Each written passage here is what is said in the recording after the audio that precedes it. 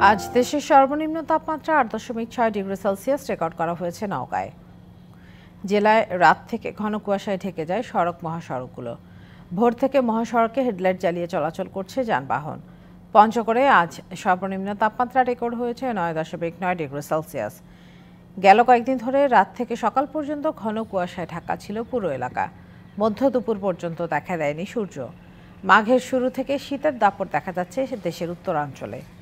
মৃদু থেকে মাঝারি শৈত্যপ্রবাহ বইছে কয়েক জেলায়।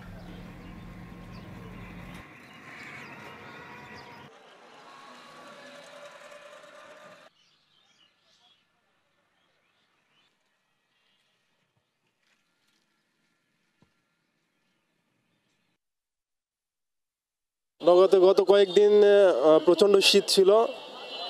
শীতে ঘর থেকে বের হয়ে যাচ্ছিল না। গত রাতেও শীত ছিল। আজ সকাল থেকে একটু রোদ উঠছে, ভালো বোঝা যাচ্ছে এখন একটু।